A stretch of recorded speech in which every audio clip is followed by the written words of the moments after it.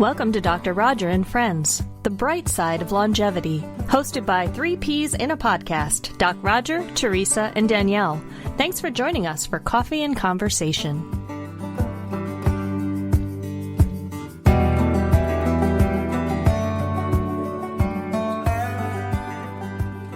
So as I'm getting out of bed this morning, all the aches and pains remind me how old I am. But you know what?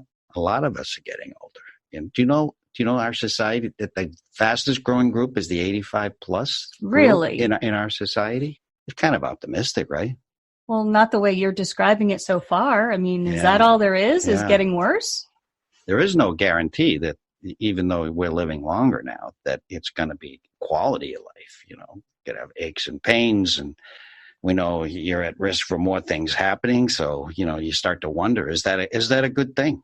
There's a lot of people who are aging in a better way. More and more, we're seeing them.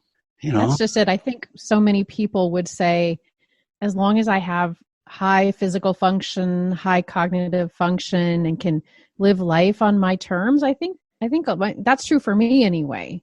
I was going to say, that was my next question. Like, I read somewhere that we can live 125 years under optimal conditions, but do we want to? And you're saying if we can be healthier, then yeah, we might want to. Yeah. The oldest human was Jean Calment. She was a French lady. She lived to be 122. Wow. Yeah. She knew Van Gogh. Really? She said he was a jerk. That's what I've read. Whoever would say Van Gogh was a jerk? Well, someone who knew him, I guess, Well, I don't want to be a jerk if I get to live that long. So, but these blue zones, you've heard of those, right? Yeah. So Dan Buettner wrote about them, and they're places where people age. They get very old, but they're very vital. So, and they're happy, and they're going concerns. So I'd like a dose of that. They keep it moving, and they still learn things. They're very socially connected, and they're considered to be important parts of the society. And they eat Mediterranean diets, so that doesn't sound all that hard if you work at it. So anyway, I think there's a possibility that we can live longer and live a great life. A probability, right? Possibility, maybe probability. Probability. That's what the research is saying. Yeah. Yeah. Well, I love in your book, Dr. Roger, when you say we have one version 1.0 bodies, but we're living in a 2.0 world. So that presents some challenges if indeed we are going to live to, say, 100 or more. That's right. I see it as a disconnect. And what I want to do is what the title says, live long, die short. But, there's a disconnect from what we'd like to do and what's possible. So, what do you do if you're a 1.0 in a 2.0 world? Go around shaking your head saying, these kids today. Well, what do we do? The thing that stood out to me, I can get behind eating healthy, exercising, moving, but the staying connected part, I think, is a real challenge for people. I mean, people who live in urban societies tend to be the loneliest people, and there are literally thousands of people around them every day that they could interact with but don't. Well, that's the difference. In our society, we pasteurize our older adults, like horses.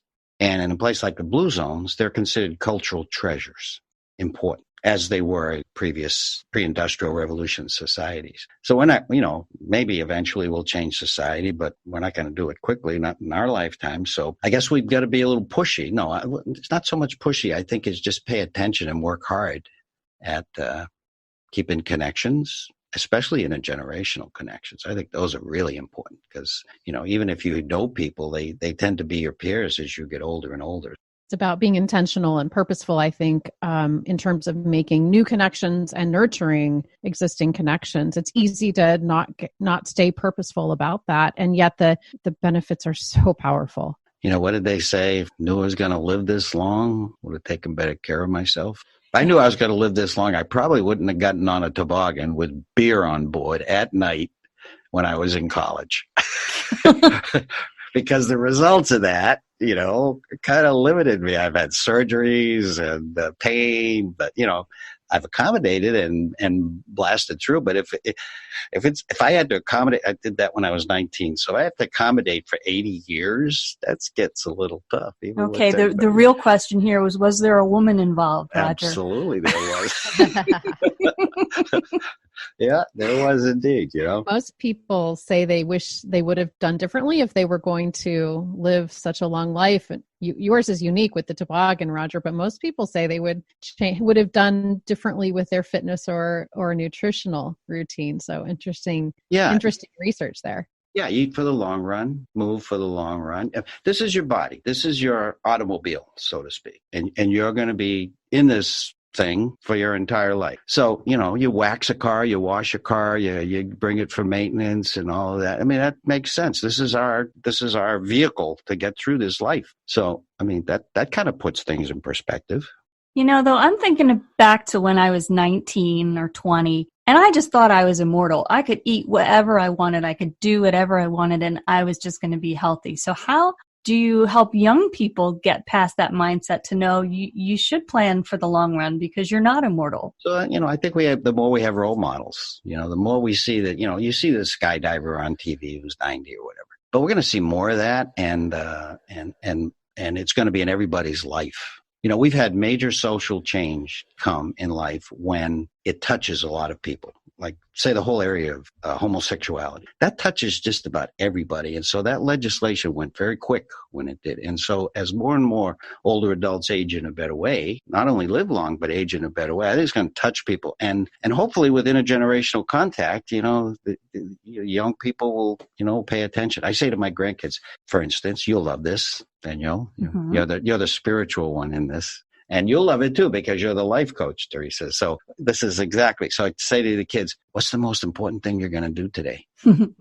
And by now they know the answer. For a long time they didn't. Oh, I'm going to play baseball. No, they say now, what I'm doing right now, Papa. What I'm doing right now. You're a good granddad. Yeah, that's what a lesson. And I hope they never forget it because, we know all the stress that comes with not being present, and being a monkey mind and chattering mind. And here's the takeaway, right? We're going to live long. Statistically, we're living longer. Remember, 48 at the turn of the 20th century, and now we're in the 70s. And with technology, more and more people are going to reach 80s, 90s, even hundreds. And so, we ought to talk about what can we do so that we can navigate this century, potentially a century of living, and do it so that we can be all we can be and get the most out of it. What do you think? Sounds good to me. Yeah. So next time we'll talk about lifestyle, right? Because we know that's the big player. All right. We'll be back.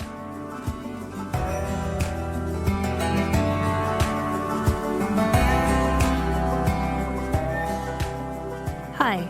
We hope this podcast is a source of inspiration. If you're ready to dive deeper into these concepts and really apply them in your life, join us over at Master Life.